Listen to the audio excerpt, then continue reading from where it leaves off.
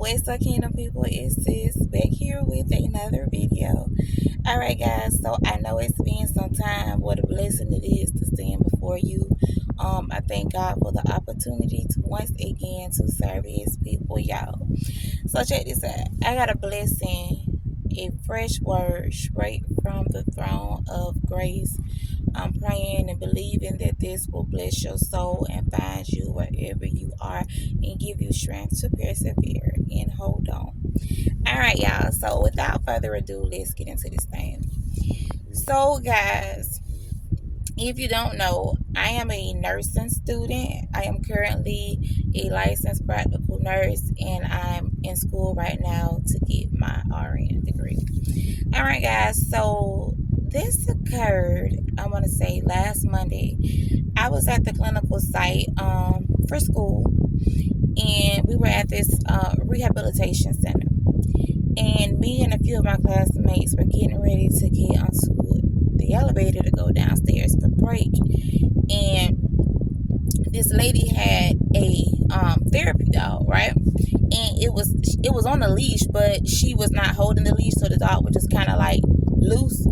All right, guys, so I've had a traumatic experience in the past with dogs, so I'm completely scared of dogs. It doesn't matter how small or big, I'm scared. It don't matter if it bites or if it don't. I'm just terrified. So I was like, I'll wait. Y'all go ahead and go down. I'll wait for the next elevator.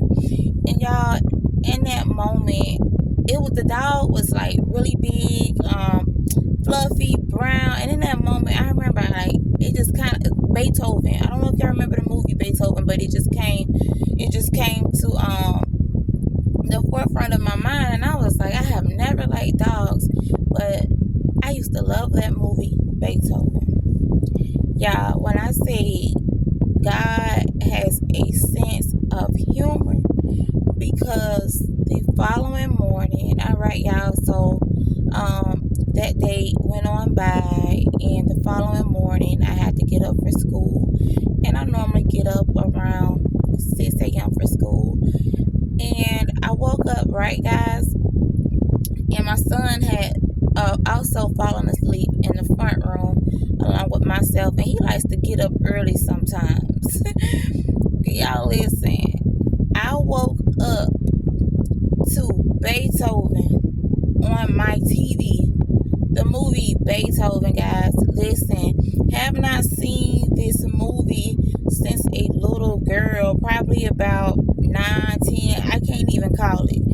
All right, y'all. So when I saw the dog on the TV. So I'm looking, because I'm like, my eyes deceiving me. So I continue to watch, and then I pause it and go back. And y'all, it's Beethoven. It's on Netflix.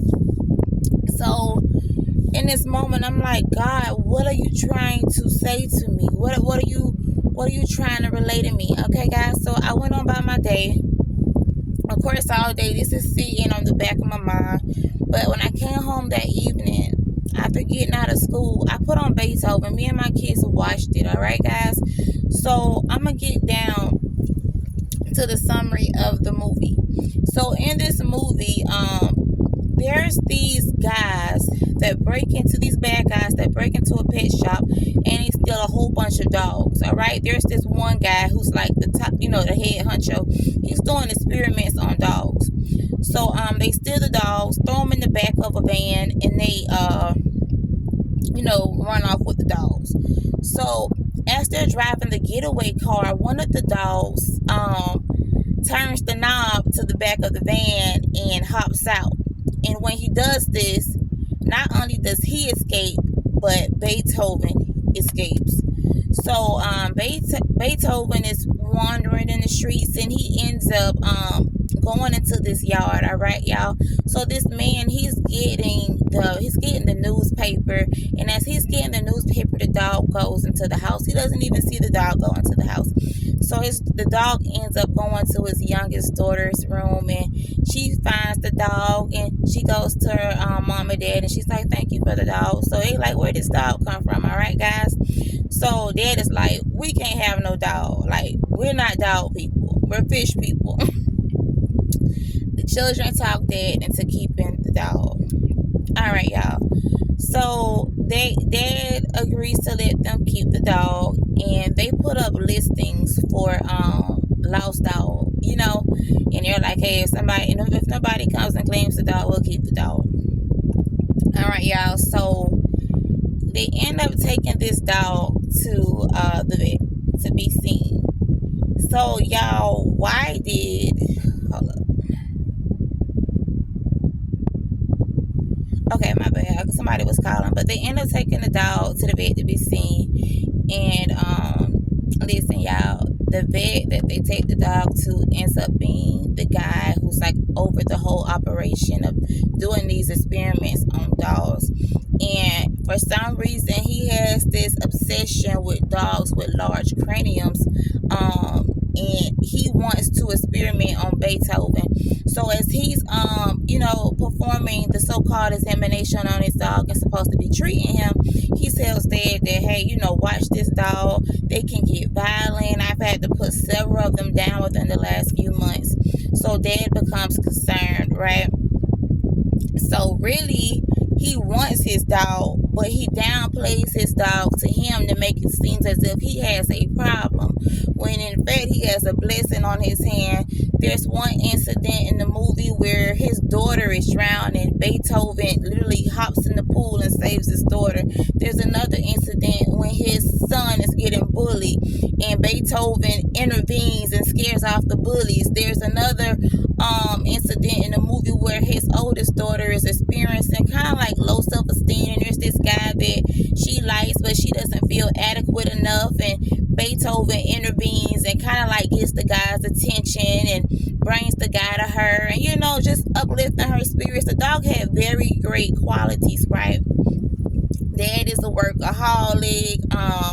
Of course the dog is a dog. It's his nature. So, he just kind of aggravated. At one point the dog is in his bedroom, licking him on the ear. He thinking it's his wife, it's the dog. He messes up the couch. He being a dog, but he was a really great dog. All right, y'all. So, moving on. He like, okay, just monitor your dog or whatever. So they take the dog home. Some time go by. This vet ends up popping up to this man's house, knocking on the door, and was like, hey, I'm just doing a visit to make sure there's not, no signs of violence with your dog. I was just concerned or whatever. So dad directs the vet to where Beethoven is outside in the yard. Let me tell you what this clown does. He pours fake blood on him, on his arm, pours fake blood onto Beethoven, and then begins to strike Beethoven on the head to provoke him.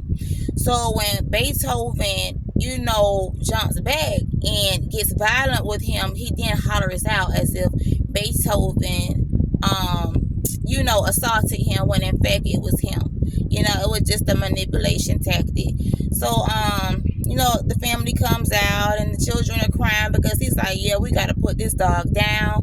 If you don't bring this dog to my office for me to put down, then I'm going to have to press charges.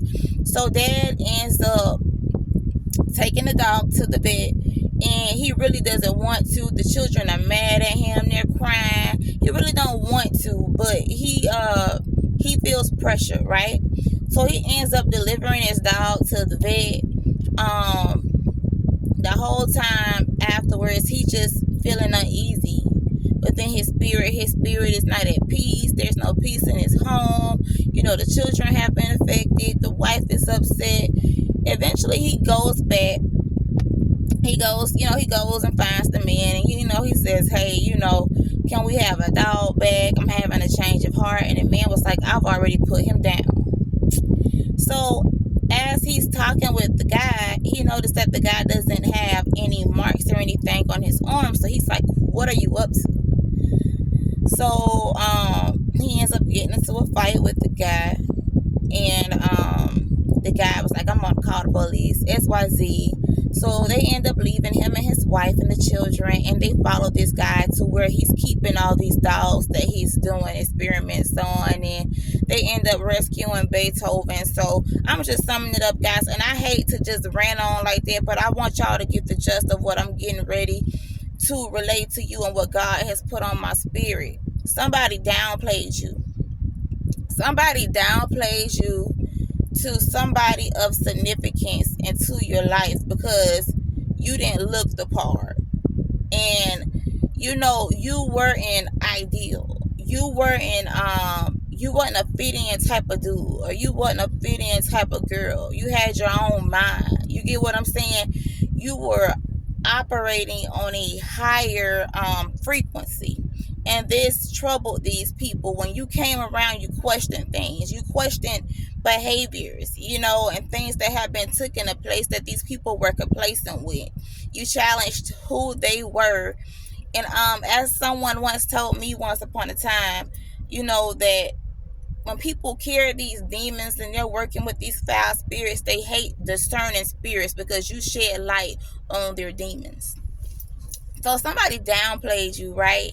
And somebody delivered you over. Somebody delivered you into the hands of the enemy. And somebody forsook you. Somebody abandoned you. And they did not value you because they did not know what you had. The whole time you were the blessing. And I want you to know on today that they didn't value you, but they will. Listen, don't ever, don't ever try and get somebody to recognize your value. Listen, Fendi ain't out here trying to sell Fendi. Coach ain't out here trying to sell Coach. It sells itself. Listen, your tribe and your people, your kingdom spouse, that person for you, they will see you. They will see the Spirit of God living on the inside of you. They will recognize your gifts, and you will not have to sit and try and sell yourself. Listen, walk away. I hear the Spirit of the Lord saying, walk away. Stop letting people playing with you because of time, because of history.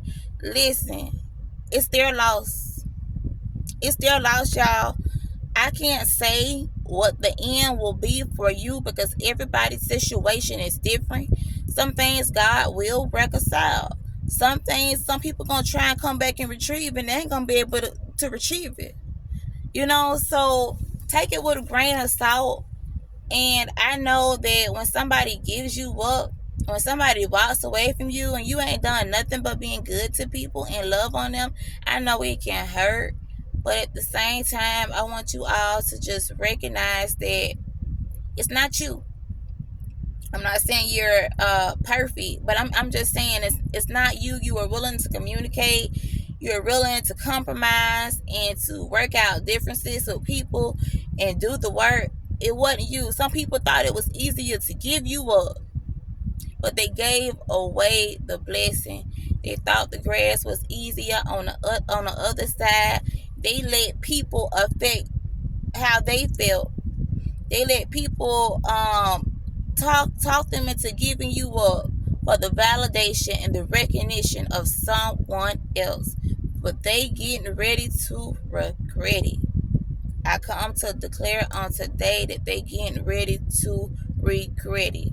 Listen, y'all, no points to prove. No points to prove whatsoever. Don't go out your way to prove a point at all. Keep yourself lifted in prayer, in the word, in worship, in the things of God. Keep your maintenance up, whatever that is to you. Stay dressed, stay looking the part, well groomed, whatever, keeps your spirits high. But don't let this affect your self-esteem because these people are really at war with themselves. And I know how it feels because I've been there in the past when somebody just treats you as if you're just disposable, as if you just don't matter. They have no regard for your feelings. They just step on you. Just don't care how they handle you. You give them your heart and they playing hot potato with it. They done dropped it on the floor and Lord knows what else. But I come to tell you on today that God is going to vindicate you. It may not be when you want it to be, but you put your trust in God. Let me tell you something, y'all. A lot of these people didn't like that you wouldn't compromise.